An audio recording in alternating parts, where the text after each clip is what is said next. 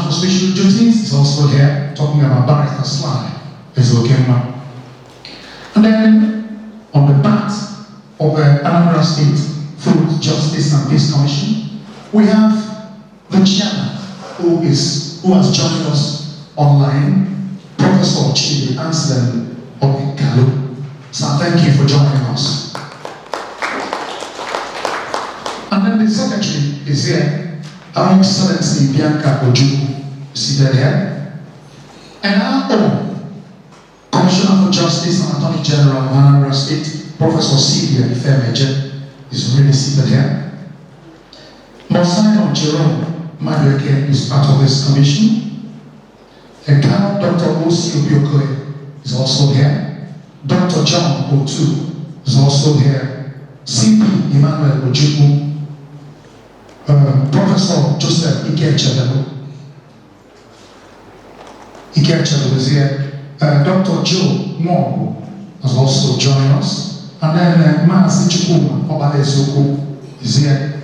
Comrade Sam Ingwatu is here. And then Dr. Uju Agomo has also joined us online.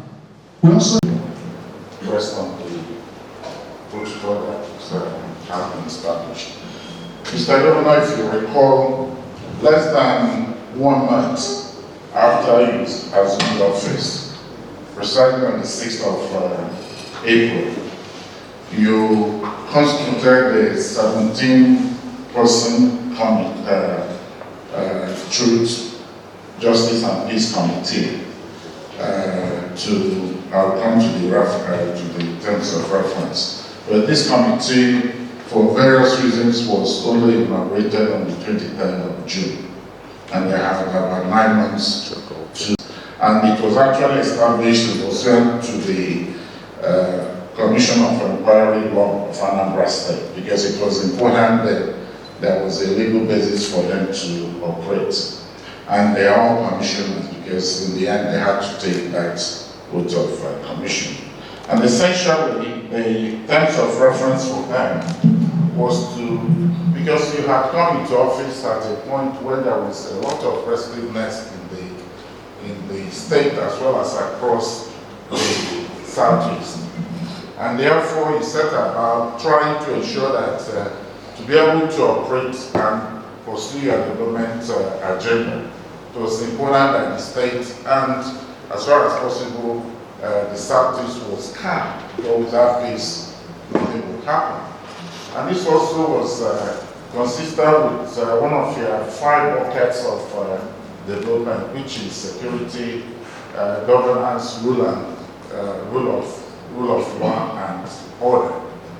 And we charged them to, first of all, to identify the remote and immediate causes of the agitations, restiveness, violence and struggle in the Southeast since 1999. They also to document victims and circumstances of death, brutality and incarcerations that have taken place over this period.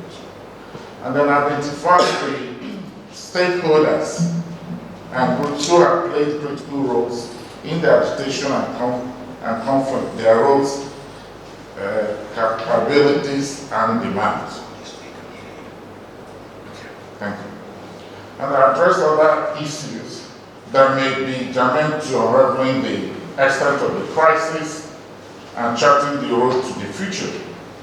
And very important, we make recommendations for sustainable peace and security in Anambra and the Southeast. Mr. Governor, you also set up a secretariat with the assistance of UNDP, which provided both technical and financial support to assist the work of the Commission.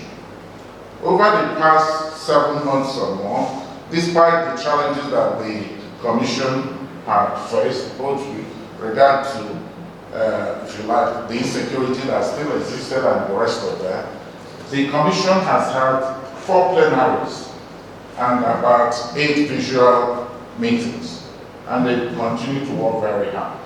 And today, they are here to submit the inception report of their work over the past 7 to 8 months. Indeed, they're actually on time. They're on time because 9 months from the date of the inauguration is yet to be here. But this is, I understand, the first phase, because after the inception, there is the second phase. The second phase will commence after the elections. So, Mr. Governor, without wasting more time, I think the chairman of the commission, Professor Chido Dinka, and the secretary, Her Excellency, will now take us through the next procedure. Thank you, Mr. Governor. Thank you. Thank you, Nancy. Rob. I should apologize. I'd actually planned. I was due to be here, but unfortunately, it's the month of love, I'm told. But seriously, I've got my other half who needs orthopedic surgery because of circumstances that none of us anticipated. And so I've got to be a husband, unfortunately, around the house. And that's why I cannot be present physically today. It's a domestic accident that transpired. But the good news is it could have been much worse. So first of all, I should apologize that I'm not able to be there. But we've got a commission of extraordinary commissioners, and it's really a privilege to be able to work with this team. And I want to start with a word of thanks to you, Mr. Governor, for the team that you've constituted as part of this, as part of this commission. But also thanks to the UNDP for the work that they've done in supporting us and seeing us through this, and all the other partners whom we've worked with. And to the Secretariat of extraordinary people in Dr. Wamufo and the team around him as well. I just wanted to very briefly introduce this, and then Her Excellency will take us forward from there. Again, the Honorable DSSD has introduced the extent of the work that the Commission has done up to now. So far, we have met with about 91 people, witnesses, over 20 communities, about 13 federal agencies, and we've also had interaction and documentation from 4 similar experiences across the country, including, in no particular order, Kaduna State, Rivers State, Nasarawa State, and Osun State, where there have been previous experiences of transitional processes of this sort, that took the form of a commission of inquiry. We've also benefited from insights from other countries, particularly South Africa, Argentina, and Guatemala. And in the process, we've broken up the work into 2 phases, or essentially 3 phases. One is this inception, which is a diagnostic, and the report of which we are submitting today. The second will be a set of public hearings and testimonies to help us foreground the final report. And then the third will be the reporting, which we intend to conclude immediately after the hearings. We have in the report that Mr. Governor will receive shortly distilled a set of ideas which you will find in the transmission letter. But the 3 things I think stand out I want to highlight. First of all, there is no single narrative to the crisis of agitation and violence that we've got, and restiveness that we've got in the Southeast. Not at all. And the idea that every killing is done by so-called non-government or by IPOB is the one thing that we're not able to confirm. The situation is quite complex. It is true that there is in fact agitation, and it is very well founded in things that are explained in the report. But it's also the case that there's a great deal of crime that is totally unrelated to the agitation or the advocacy for equity. In the assessment of the Commission, peaceful agitation is lawful in Nigeria.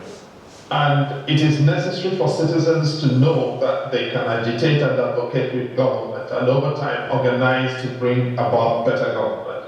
And that includes the right to self-determination, which is recognized in international human rights law that Nigeria subscribes to, including the International Covenant of Civil and Political Rights and the African Charter on Human and People's Rights.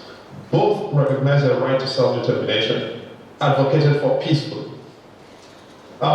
What no human rights law and no law in the country tolerates is criminal violence, and there's a great deal of that.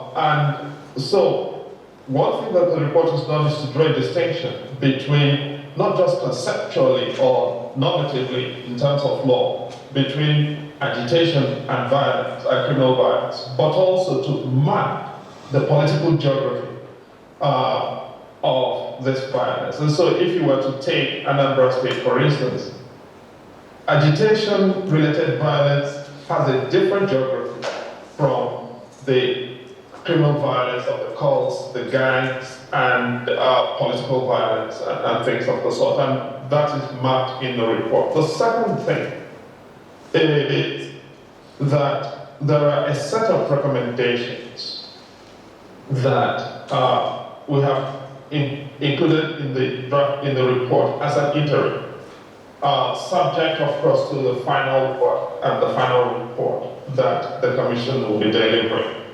And the recommendations relate to the terms of reference. And so one of the things, for instance, that we've suggested is the establishment of a Bureau of Missing Persons.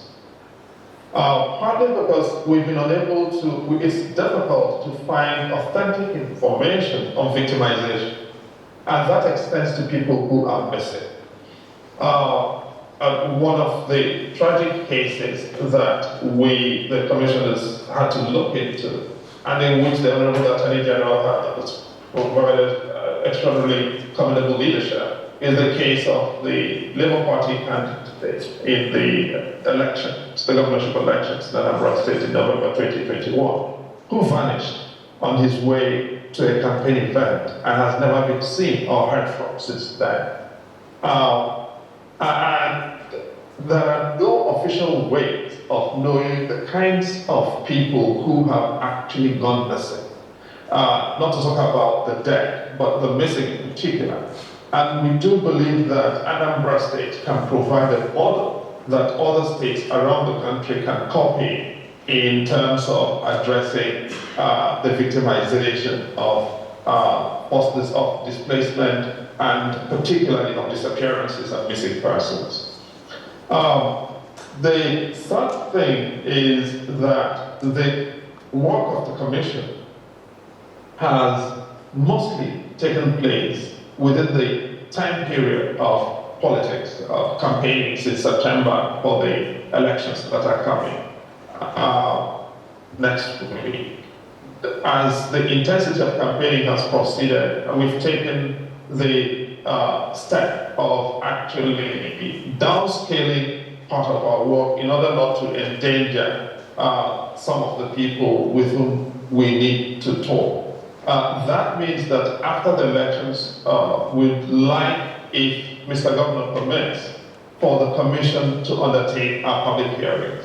But given that our original tenure or duration was 9 months, which will probably expire shortly after the elections, we have therefore respectfully requested, or we're requesting for an extension by about 6 months to enable the Commission to report not later than September this year, to submit its final report, have the public hearings, and then do the final report for delivery to Mr. Governor. That, broadly speaking, is the structure of what we would wish to deliver to Mr. Governor this morning. Madam, the Honorable Secretary, Her Excellency, Mrs. Bianca Ojukwu will take it from here and do the needful. And on behalf of my colleagues on the commission, can I please say, and also the Secretariat, can I please say a huge word of thanks to Mr. Governor for your conscientiousness in addressing this particular matter, but also for the privilege of calling on us to lead the search for solutions to this situation. I thank you once more.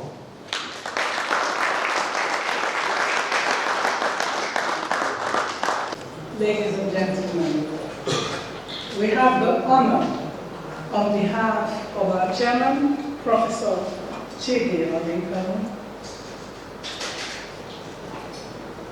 Commissioners of the Truth, Justice and Peace Commission to transmit undercover here the inception report of the Commission, as well as an executive summary inaugurated by your good self on the 23rd of June 2022.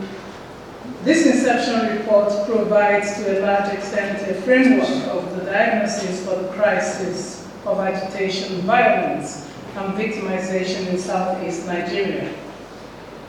In preparing this report, the Commission recognized the need to take a historical view of the crisis, as well as a long-term view of the measures that may be required to address them.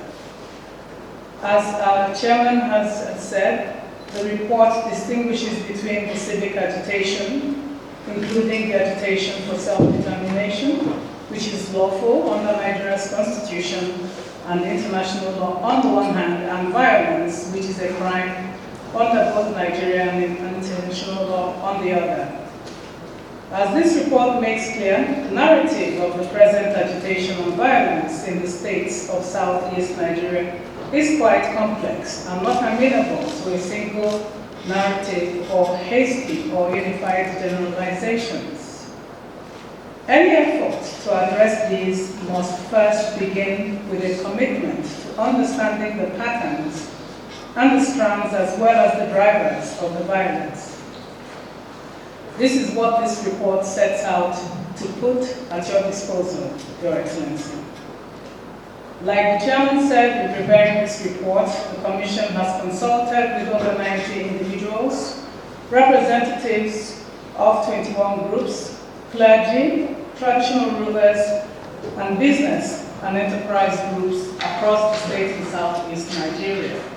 The report has also benefited from consultations with senior officials both in and out of service at several levels of government, at the federal and state levels, as well as expertise from comparable work that has taken place previously in other states of Nigeria. In addition, the Commission has received the benefit of insights from leading non-governmental organizations within and outside Nigeria. The Commission acknowledges the generosity of all these and other partners and interlocutors who have gone out of their way to facilitate its work. The Commission is keenly aware of the fact that durable solutions to the crisis which necessitate its establishment will require effective collaboration and burden sharing between the state, its neighbors, the federal government, and communities. This will require some time to accomplish. The Commission equally acknowledges that it has also operated under significant constraints of time, means, and credible data. This report, nevertheless, includes short-term recommendations for the consideration of the state government, including modest institutional adaptations which, in the assessment of the Commission, should make the state more resilient and also ahead of the field in addressing these kinds of crises in a rapidly changing country. Reflecting the diagnosis of the Commission, the issues around which the report has formulated interim recommendations for the consideration of Your Excellency include a whole-of-government strategy that locates atrocity violence within a public health framework. Like our chairman indicated, a Bureau of Missing Persons, BMP, within the Ministry of Justice or of Security and Homeland Affairs to document the missing and the disappeared. Professionalization and effective coordination of vigilante services in the state, institutionalizing deliverables for the Ministry of Security and Homeland Affairs, establishing an Anambra Integrated Civic Surveillance System, ANICSS, and establishing an Anambra State Safety and Environmental Commission, ASSEC. In the estimation of the Commission, the institutional dimensions to these recommendations will require mostly adaptation from existing mechanisms rather than wholesale re-engineering of the architecture of government, and the potential gains would more than justify the energies and the modest costs that may be called for in implementing these ideas. In establishing this commission, Your Excellency had given the commission the timeline of 9 months, as our chairman said, from inception in June 2022. However, as this period includes the 6 months beginning from September 2022, covering the campaigns preceding the 2023 general elections, and given the rather febrile atmosphere engendered by the election season, the Commission has deliberately furloughed much of its work for a significant part of the campaign and the election season in order to do no harm to the safety and security of its partners and interlocutors. In the light of the above, the Commission proposes to undertake public hearings prior to preparing and submitting its final report to Your Excellency. As a result, as our chairman has also indicated, we would like to respectfully request the favorable consideration of Your Excellency for an extension of the duration of our work to a period not exceeding September 2023, in order for the Commission to conclude any public hearings, finalize its verification, and ensure the transmission of its final report to Your Excellency. On behalf of the Secretariat and members of the Commission, we wish to thank our partners, so many people who have helped us conclude this inception report. We wish to thank the Secretary to the State Government for his assistance. We wish to thank also the Commissioner for Local Government Affairs for his invaluable contributions. We wish to thank in a very special way the Attorney General of the Federation, who is also a member, of the state, who is one of our commissioners for her assistance. As a matter of fact, it was on account of the work that she did that we were able to ensure one of the major successes of the work of this commission, when in the case of Mr. Obiano, we were able to move the matter from Abuja to the state, and it is being successfully prosecuted. So we wish to thank you for all the work you've done on that.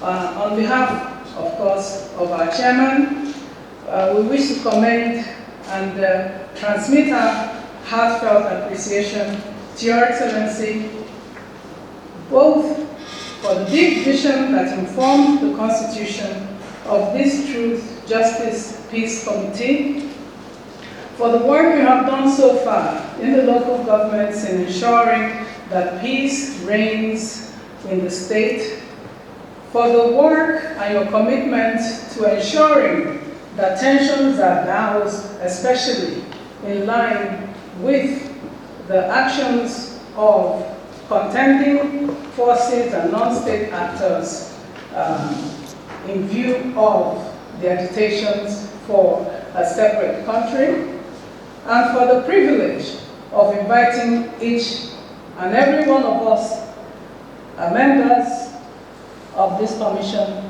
the secretariat, hard-working secretariat, to serve on this commission.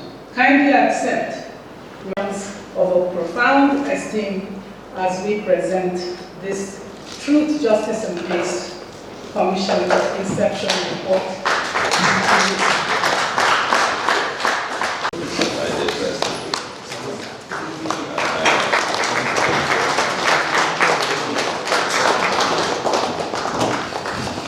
The existing protocol, but just to this is to thank immensely the chairman, also Soludo and by the way, please extend our blessings and congratulations, and then wish her a very speedy recovery. And thanks for being such a great father and husband, and you got to do that.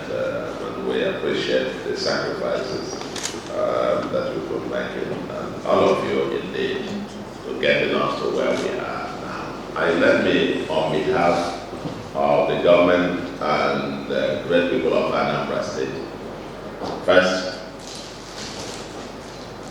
receive this, accept it, and to thank you immensely for the great job that you have done within such a short, difficult time.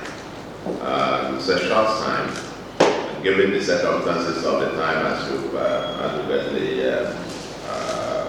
elaborated. We're quite greatly impressed. Wow. This is the executive summary. This one is going to be really quite massive.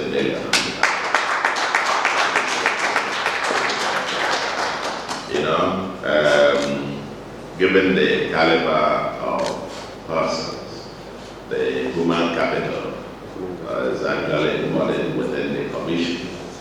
I mean, if this team can solve all our problems, I think we would have dealt with the entire thing. If you get off it, the Southeast will back and go. This is the team that will get and solve this entire thing, and I am quite excited actually listening to this and getting to some of the recommendations even at this early stage. In fact, the point made about this Bureau of Missing Persons, and just reflecting on that even for a second, it just struck one very right chord, and I think part of what is missing in our society is, I think, empathy. I don't even call it lack of empathy anymore, or that the society has gotten so inoculated to a point that, you just hear that somebody is gone, and it's like, oh, okay, it's gone. We'll continue what we're doing. It's like, but at least if for nothing, to be able to say, we will never forget that the system must not forget. And it's only when we don't forget that we will keep searching for answers and wanting to do something. And I want to thank you, not just for the great job that you have done, but even coming up with this kind of recommendations, even at the level of this inception report. That's really awesome. And I want to assure you that we'll quickly take this, and the Attorney General, you probably bring this up at next session. And I think I would dare to say that we'll give it very urgent, serious consideration. I mean, I find it very exciting. Bring it to the next episode, and we'll deliberate on that and see what will begin, so that even before your final report comes, we would have begun to do something. And to achieve results. I want to thank you in the circumstances and some of the colleagues who have not been able to join physically. and but nevertheless, the outcome, the output given by the summary, the executive summary, the report by remarks by the chairman, and now the presentation by the secretary of the commission is indicative of the enormity of the work that has gone into this, and we can't wait for the final report. And that is to say, I mean, you asked about extension. I would even dare to say, if it takes you to the end of the year, we're not in any, we want to behave like the proverbial tortoise that was in the hole for years, and people were defecating on top of it. And only when help came, somebody came to announce, we will take you out next week.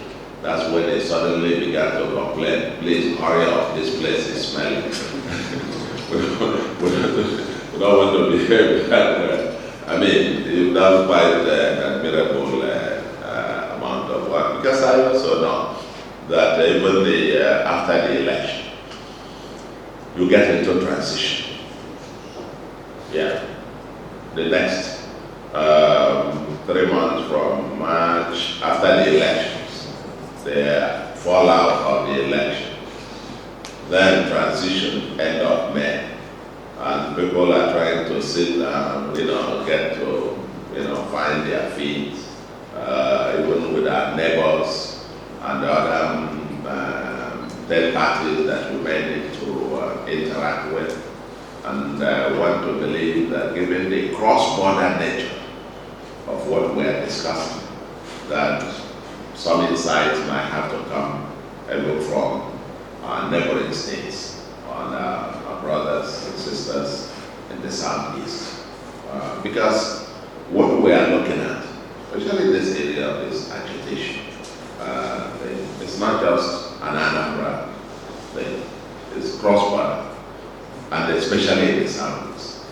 Even as we deal with the violence associated or non-associated with it, it's also cross-border.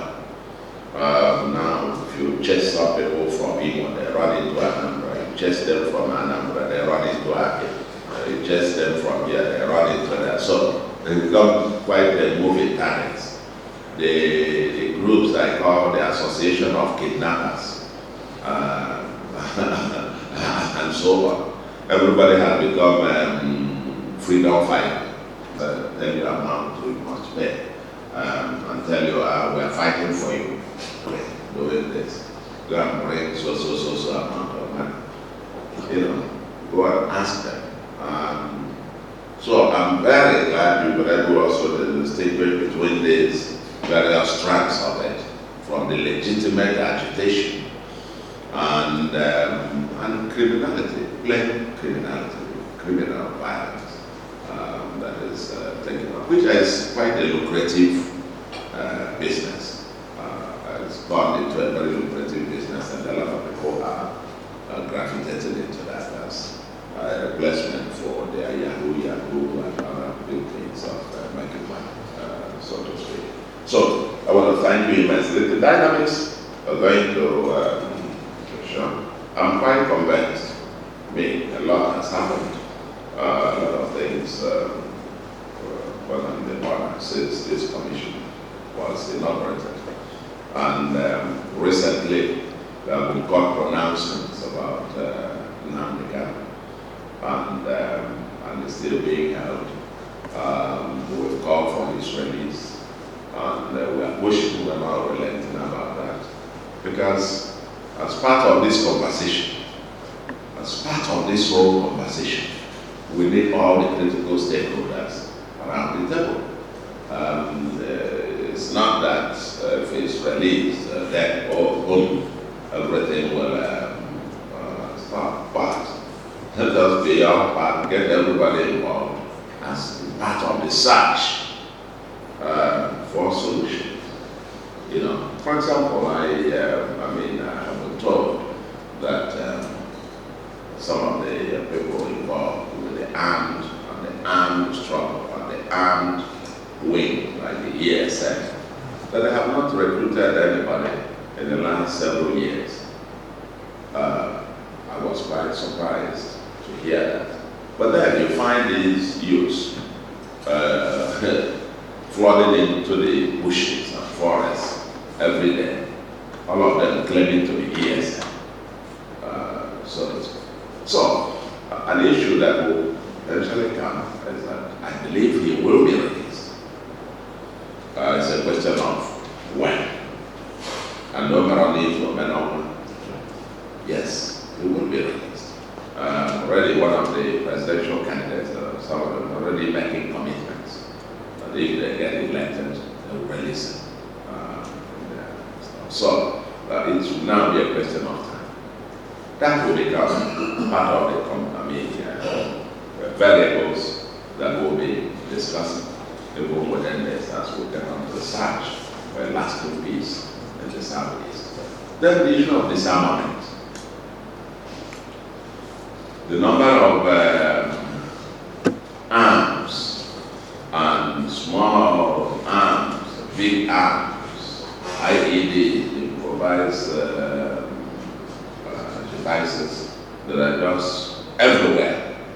They're even getting drones and getting all manner of stuff, that they work with, very sophisticated, almost like armies of these criminals. That's why they're huge money. They can make a lot of money. Now, the process of how do you begin to what kind of incentives or what kind of character state do we need to get them out of this criminality. We've offered them that will bring us to the area of non-kinetic approaches, beyond force. We've offered them, amnesty, we will train you, try to empower you, do this and so on. But they're holding on to their guns. We're training close to 5,000 youths now. And maybe the next 2 months or so when they're finished, we'll be dispensing some huge amounts of money to them. And then the next batch will begin and so on. And we're calling them come. We're quite determined about this to begin to change the narrative and change the cost of it. But that's the future. Each time they are arrested, and we'll see tens of them almost every other day. Thousands. They are trooping into Anambra, youths from all over. They say they are going to Anambra to go and hustle. To go and to hustle. What do they mean by that? It's touting. Going to Anambra to hustle. There's no address. There's no address. There's no address. In fact, about 2 weeks ago, a magistrate asked that we should take out about something of them. Who, no address, who arrested in the streets of ONITSHA. Pants. They come out in the morning, sharpen their knife, and they are roaming about looking for who to stop you, give them money, and they stop you, collecting money from transporters, collecting money from people who buy things. And they are arresting them in tens. Almost every other day. This morning I was just looking at my phone and I saw again the latest arrest. That's why you see these young boys in their 20s and so on. Just roaming the street. And they asked that they should be taken out of Anambra, back from Anambra for 10 years. That's what the magistrate said. Now these guys just came. Where are you from?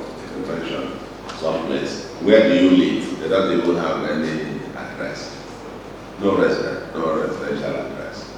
Just he sleeps anywhere he sleeps.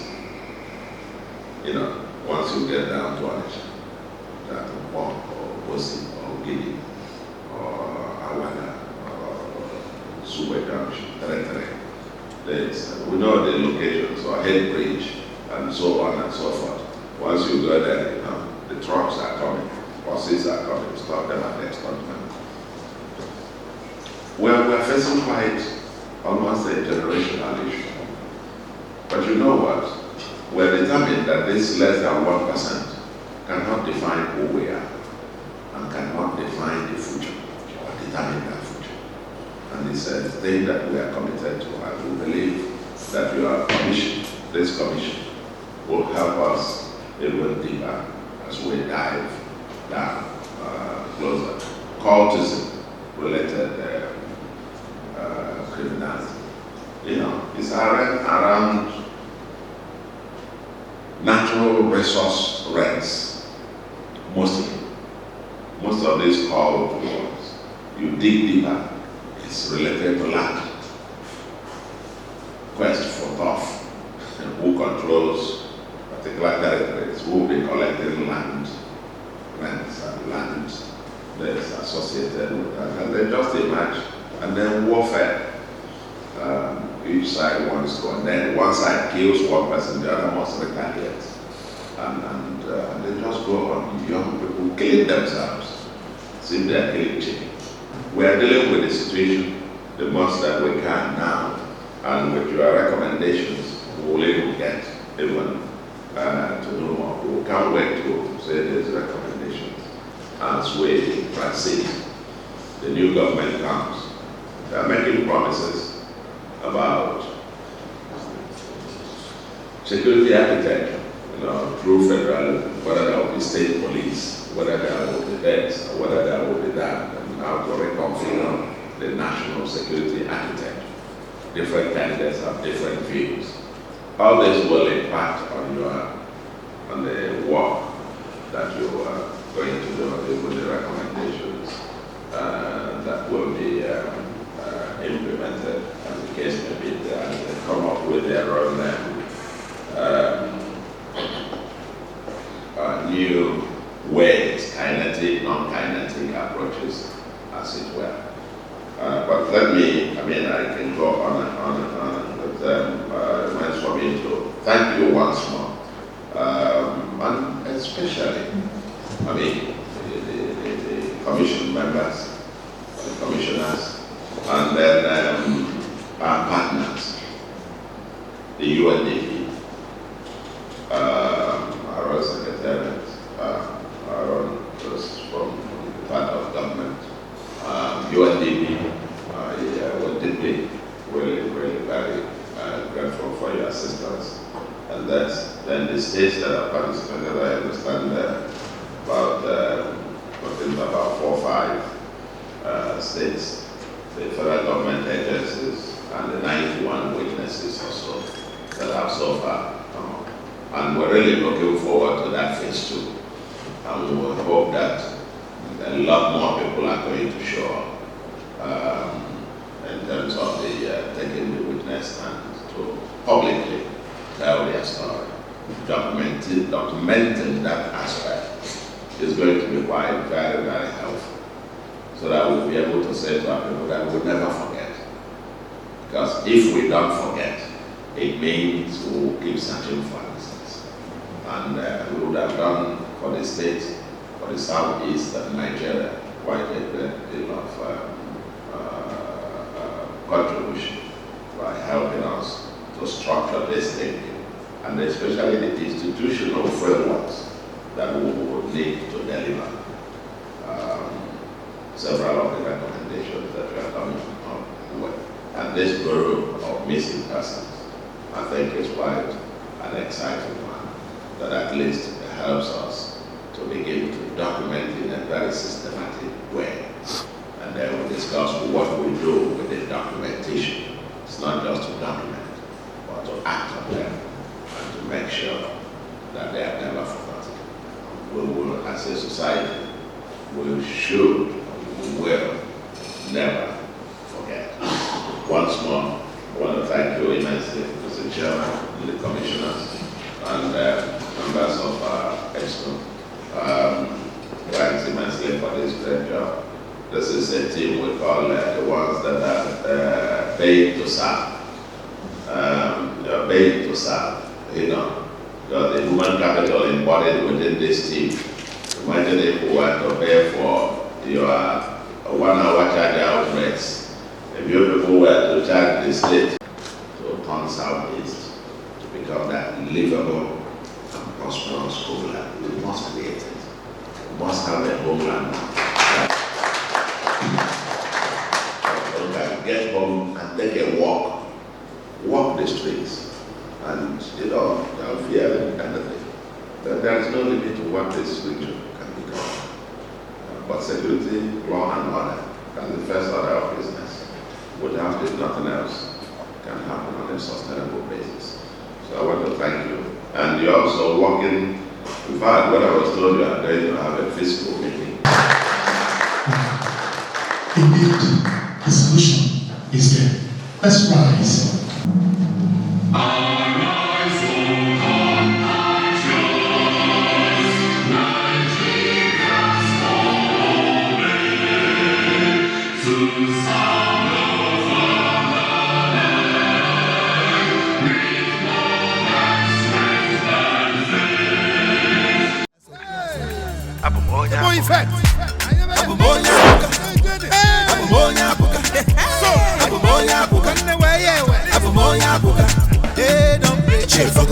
Hey, don't cheer for go.